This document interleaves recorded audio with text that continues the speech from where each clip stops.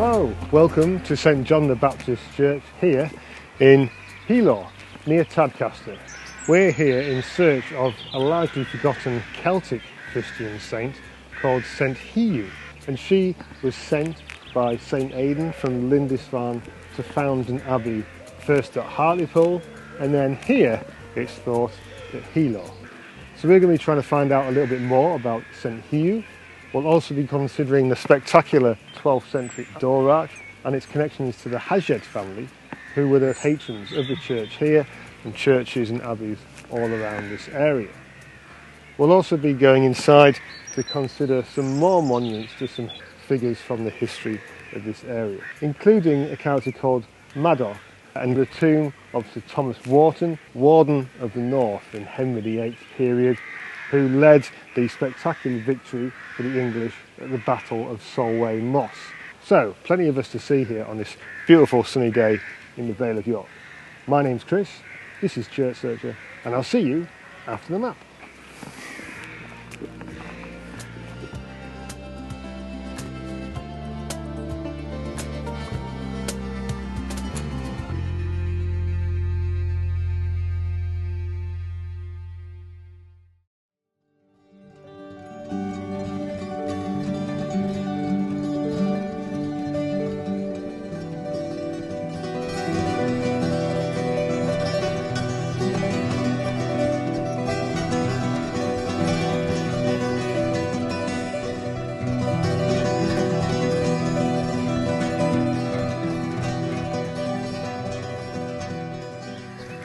So this is the oldest part of the church here. The south-facing door dates to 1150, along with the chancel arch inside.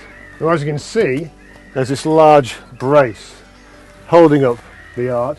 There's quite a large crack which goes from the inner part of the arch here all the way up the wall and even up through the Corbel Rail. So it goes all the way through. So quite significant repair work needed here. So if you're inspired by this video and you would like to donate to the church to help in the repair and upkeep of the fabric of the building, I'll put the link down below and down in the text description on YouTube as well, so you can just click the link, it takes you straight to that donation page.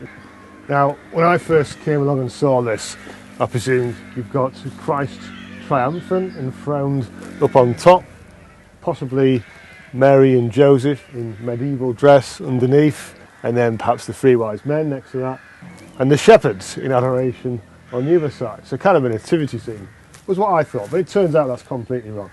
So Christ triumphant on the top, yes, but the rest, it's thought that that's actually a representation of the Haget family, who were the landowners around here, the lords of the manor, and they commissioned this church to be built along with the priory down in the valley, Healaugh Priory, which was an Augustinian monastery founded in the 1200s. They also commissioned St Helen's Church at Bilton in Ainsey, which we visited in my very first video that I did. Spectacular early Anglian carvings inside that church. You can see the video here if you're on YouTube. But very powerful family, landowners around this area, and it's in 1151 that Bertram Haget granted land to a monk named Gilbert south of the village down in the vale here to build a hermitage which later grew into an Augustinian priory. And it's thought that St Hugh's Abbey was either originally built on this site where the church is, or perhaps down in the valley there where the Augustinian Abbey grew up. So the priory of Augustinian canons down in the valley there started life in 1218, and then it was later in 1398 that the church was granted to them, and it was the canons who ran this little church.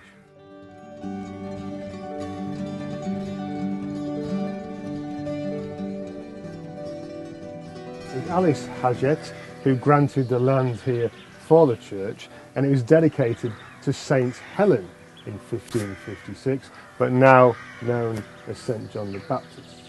So it's interpreted that the family up there were the Hagets, and essentially they're being depicted as a devout family who through their devotion are being lifted up on Judgement Day towards Christ enthroned there. So they're pious, humble, good Christians being lifted up.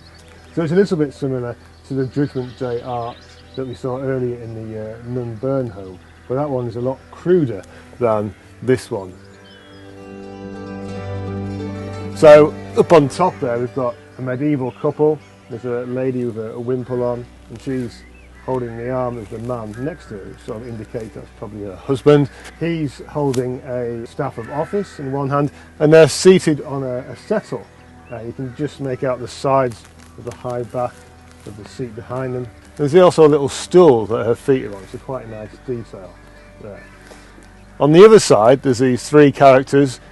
It looks like male on the right, female on the left, again a wimple, and a child in the middle who's sitting on the knee of his mother perhaps. And again they're on some sort of seat with side arms, and again he's probably holding a staff of office there.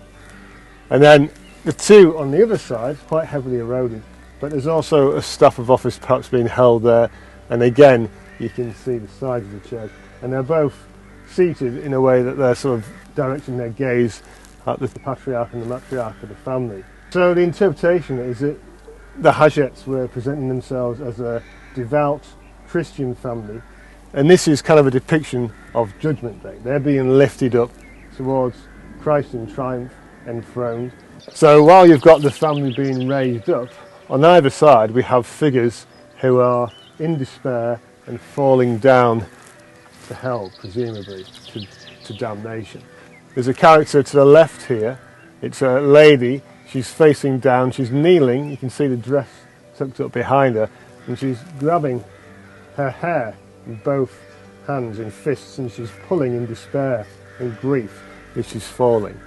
Next to that there's what looks like a panther or something sitting prone, looking down on the scene, and then to the side we can just make out there's a pair of hands clasped there. So it seems that there's a couple there, just like the couple at the top, but these are being cast down into hell. Opposite side you've got another figure falling upside down. There's also a bird perched looking down over the arch down at the scene, and then another couple. This time they're kneeling facing each other, and they've got a pair of hands clasped in front and another pair above as well, as though they're falling again, being damned at Judgment Day. And you can just make out there's some long hair strands coming down the figure on the left, very thick braids. And then on either side we've got alternating beasts, tongues out, foliage or steam coming out, and quite noble human faces with beards. There's a crown with a cross on top there, so perhaps a noble or a king of some sort. Opposite side we've got forked beards, whether that's perhaps a Norse tradition, and then some more beasts. So this is showing the sort of struggle of humans in the world being preyed upon by sin and avarice. Similarly, we've got the beakheads all the way around the inner course here. There's 28 in total here. You can clearly see the incised eyes and the little incised dots on the beaks. And it's thought you had these as you entered into a church, as a reminder of all the vices and sin that were preying down on you all the time, waiting to pick you off like greedy pecking birds. Inside, you're in paradise, sanctuary, the protection of the church. Similarly, we've got all the corbels along the top here. Now these corbels go all around the church, north, east, south, west sides, 73 in total, quite amazing. So corbel rails like this are thought to maybe depict scary beasts, designs to keep out evil spirits from the church, or alternatively they could be representing the evils and vices of the outside world compared to the sanctuary and paradise inside the church itself. And all along here there's many faces. There's monkeys, there's cows, there's demons, there's human faces. Now on either side of the columns here we've got a pair of women on their sides. There's one here, there's another woman on this side as well, both with their hands on their hips as though they're waiting. Now, there's a few of these around churches in the local area, particularly around Selby, which have lamps as well. So it's interpreted that these are the wise and foolish virgins waiting for the bridegroom in Matthew chapter 25. And it's the foolish virgins who don't bring enough oil or trim their wicks for the lamps, and after waiting all night and falling asleep while waiting for the bridegroom, when news comes of his approach, they find that their lamps have run out of oil. They have to run off and get spare oil, whereas the prepared virgins are ready and waiting and are brought into the wedding feast with the bridegroom, with the door shutting behind them. And when the foolish virgins arrive back, they find they're locked out of the feast and they can't get in. So they're here on the doorway for the congregation coming into church to always be ready and be prepared for Judgment Day, to attend church, to say your prayers, to confess your sins, lest you be locked out, find yourself outside on Judgment Day, cast down like these other unfortunate creatures.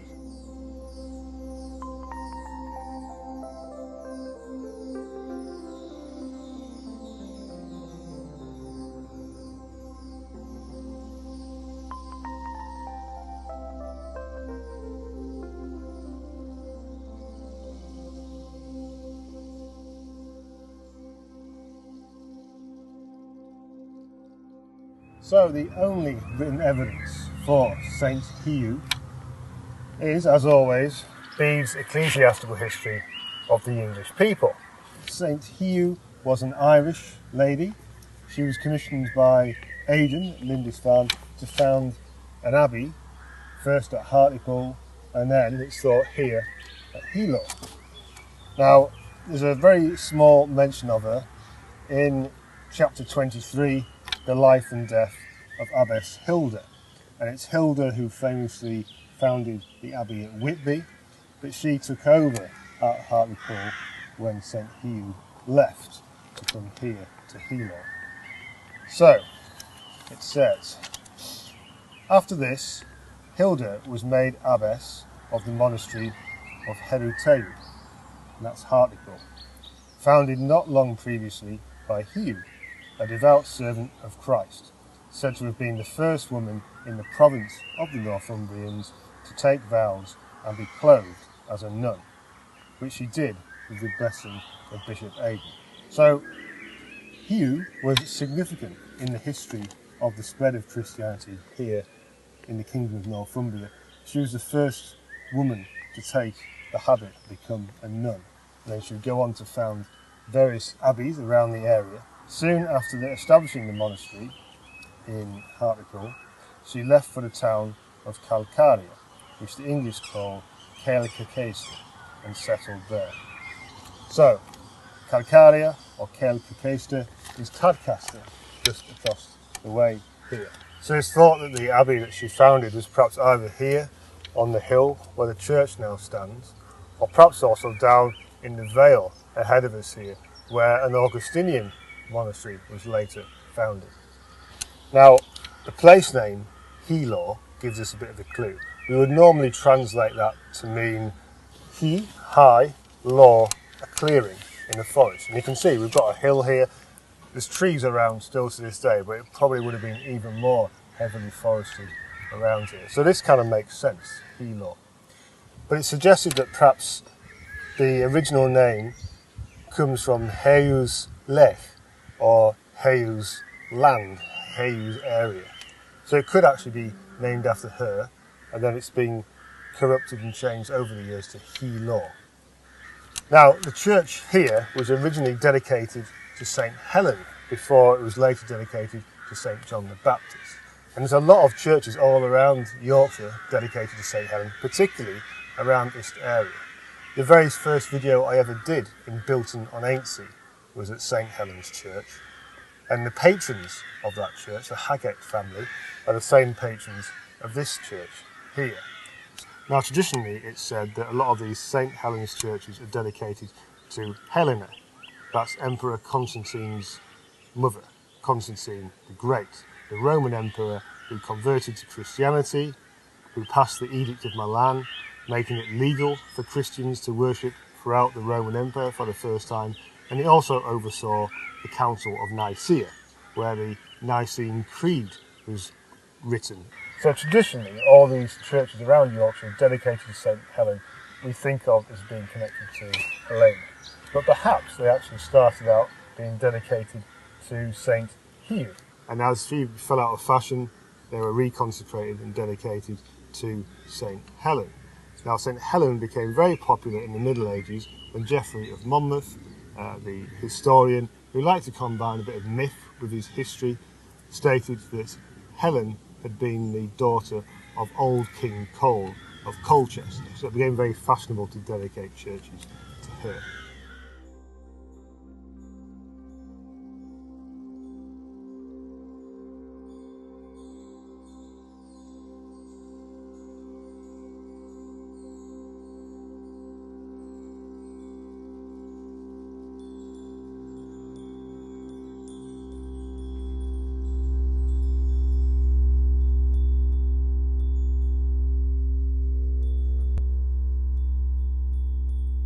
Now, despite being somewhat of a lost Celtic Christian saint during the Anglian period here in the north of England, when considering the significance of Saint Hieu, it's important to think about the time when she was sent here, but also the location, geographically, of where she was sent.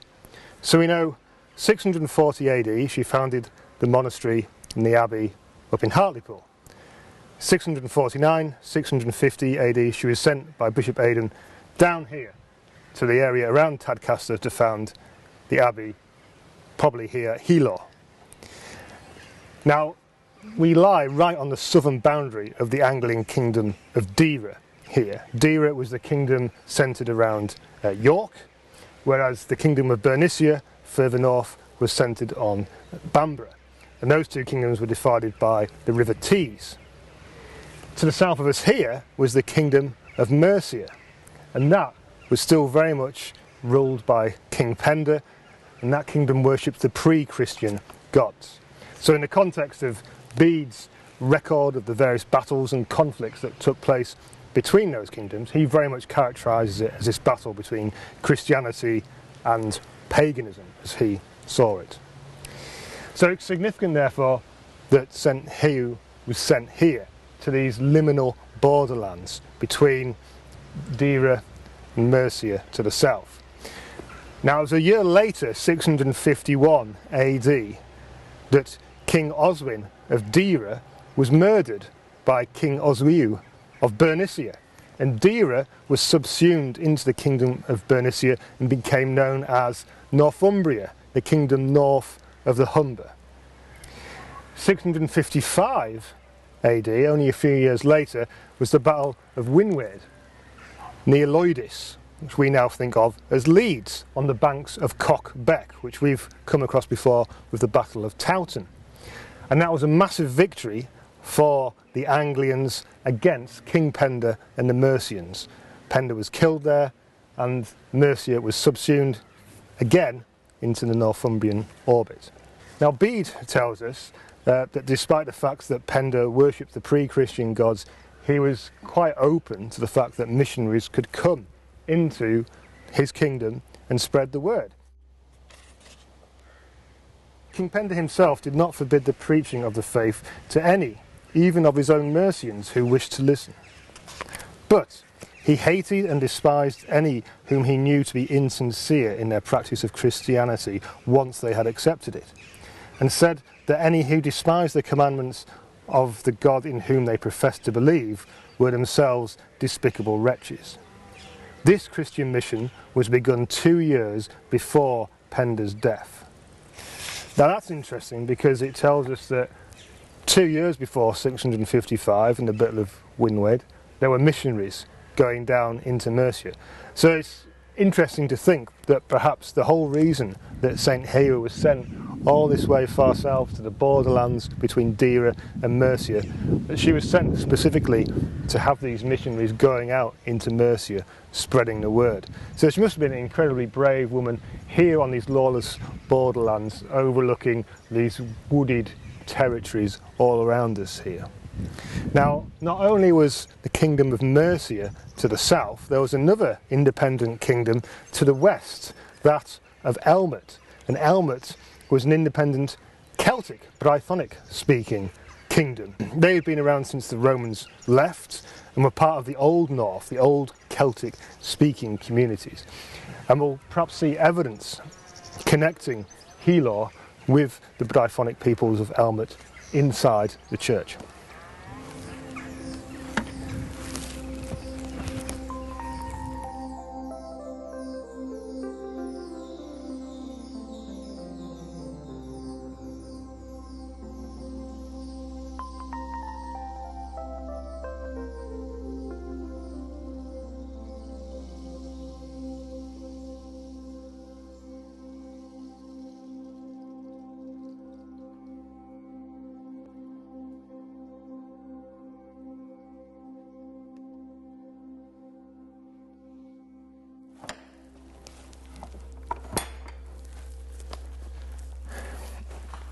That can be easy to miss as you come in here, but just underneath the tower, in the window there, there's two tiny memorials in the panes of glass.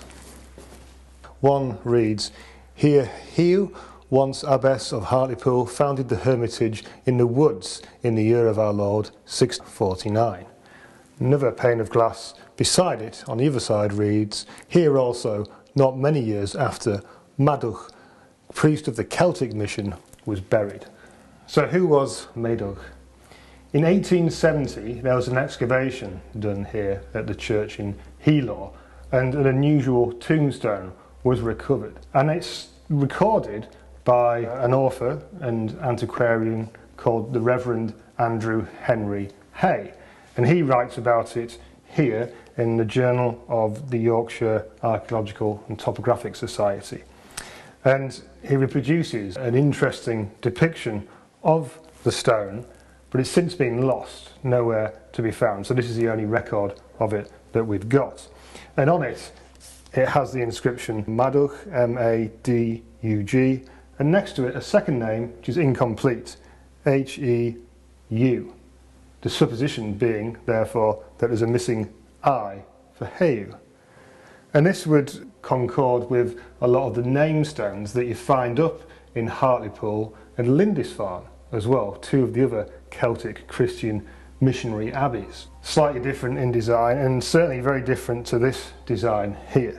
And the suggestion by the Reverend Hay is that this has been created using a mason's compass.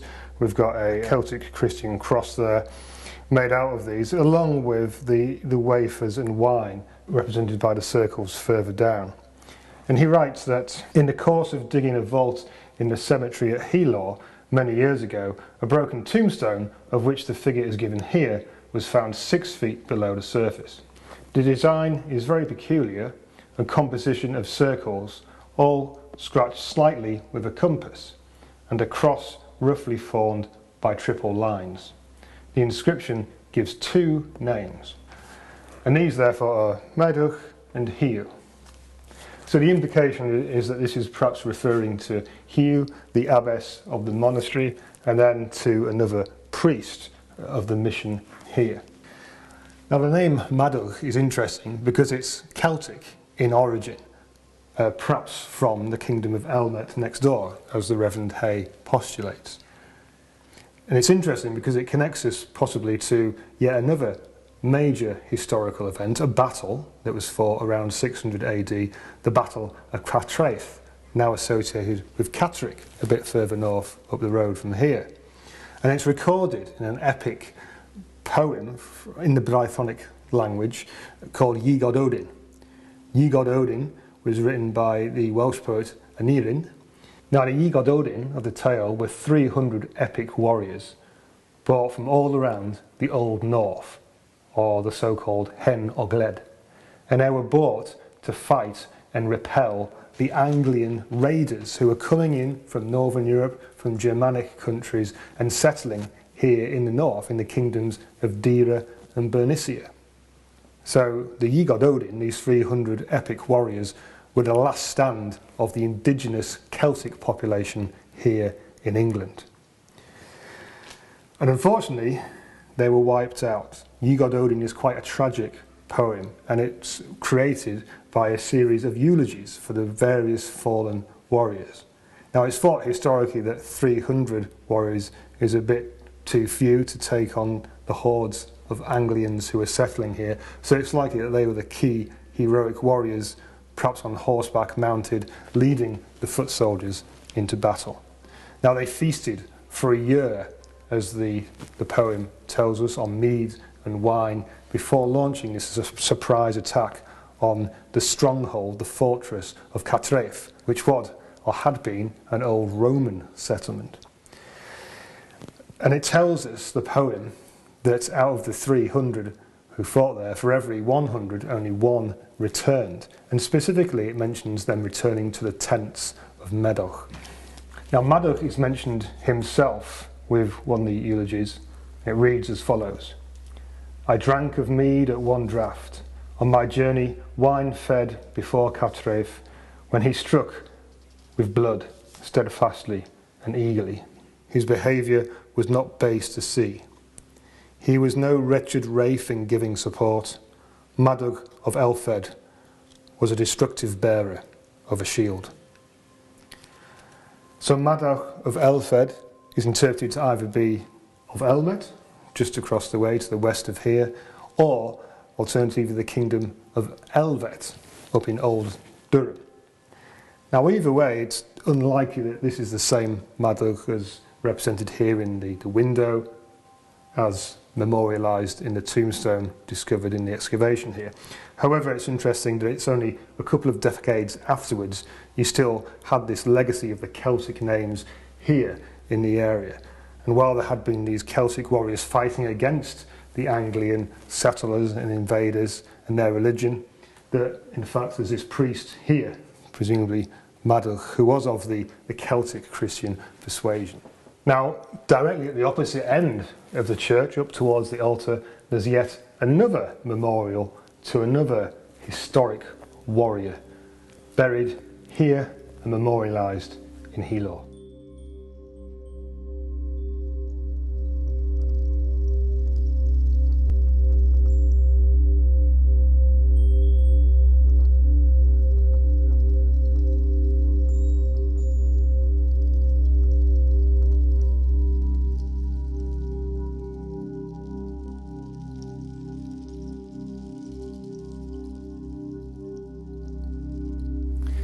So this is the beautiful alabaster tomb of Thomas Wharton, the first Baron of Wharton, with his two wives, Eleanor and Anne. It's got loads of detail in it, including Thomas Wharton's armour there, really intricate lace and ribbon work on the dresses of the ladies, the undergarments here. You can even see some of the original red colour paint in there, their tiny little feet. We've got the dogs at the feet of the ladies, symbolising fidelity, and at the bottom of the knight you'd either expect a lion to represent the resurrection, or in this case this is most probably a lamb, the crown around the neck and the hooves on the feet there, symbolising the Agnus Dei, the Lamb of God. Now, Thomas Wharton was born in 1495 and lived through until 1568. Born in Wharton near Kirby Stephen in Westmoreland, and he served under King Henry VIII, son Edward VI, and also Queen Mary. And he was a landowner up here in the north of England. He was the younger brother of Christopher Wharton, who was a Catholic martyr, actually arrested in the priest hole at Ripley Castle. You might remember we've done a video on Ripley and the Ingleby's there. If you're on YouTube, you can see the link up here. In 1529, Thomas Wharton was made High Sheriff of Cumberland and then appointed Commissioner for the redress of outrages on the Anglo-Scottish border. 1532, he became the captain of Cockermouth, which involved policing the northern border marches, and was appointed the warden of the western marches. So, it was around this time that the borders between England and Scotland were a very unruly place. Both governments and the crowns of King James V and Henry VIII at the time were encouraging families in the area known as border reivers to raid and pillage over the border, thieving each other's cattle, crops and belongings, kidnapping, ransom, all sorts was going on. And the idea was to create a lot of unrest in that area, and the border was constantly moving during that time. So the borderlands were divided into the east, west and middle marches, and to each of those marches, both north and south of the English-Scottish border, you had wardens like Thomas being appointed along with their militias to try and keep the peace. So it was during that general time that Thomas Wharton had his greatest success at the Battle of Solway Moss in 1542. It was around that time where Henry VIII broke with Rome and tried to get his nephew, who was King James V of Scotland, to do the same. And they arranged to meet at York. But in fact, King James of Scotland never actually turned up and refused to break with Rome, which angered Henry VIII, and he sent lots of raiding parties constantly over into Scotland, pillaging and causing chaos around the area.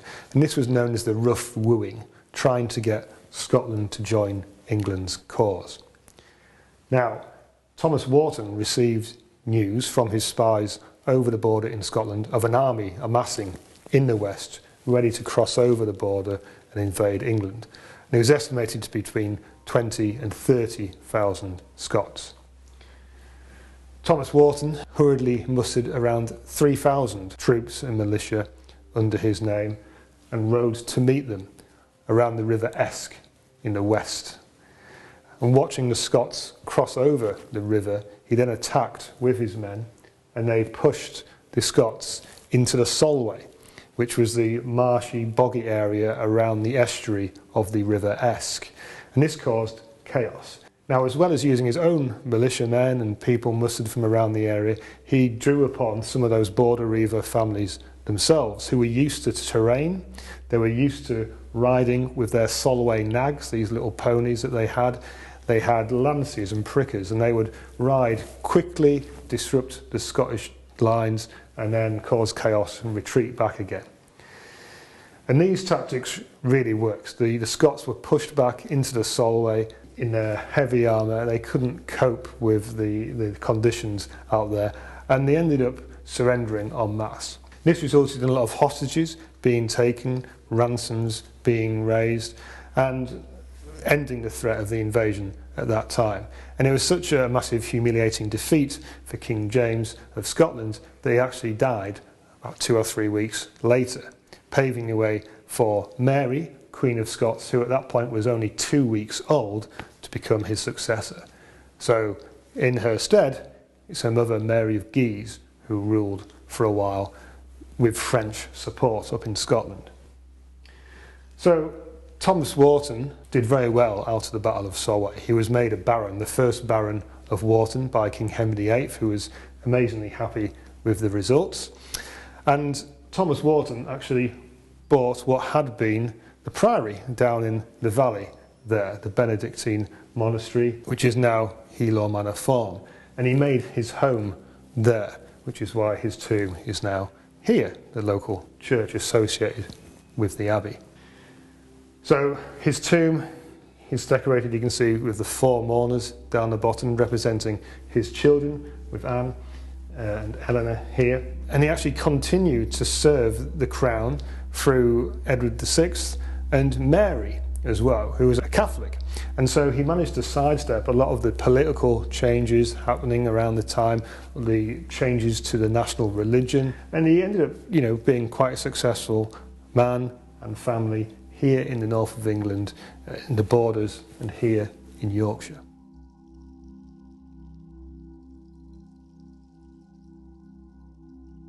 So that really brings us to an end of this fascinating story of St John the Baptist Church here in Healaugh, with its spectacular door outside, its connections to Saint Hieu and Madug, and then here the tomb of Thomas Wharton. If you feel like donating to the church here, clearly they've got that massive crack going up through the door, and that's caused by the whole tower itself kind of pulling away from the church here because of the foundations on the hill. So it's going to be quite a major repair job. So if you feel like donating, I'll leave the link down below, and that takes you directly to the funding page of St John the Baptist here in Healaugh. But I hope to see you in the next video, and until then, keep church searching.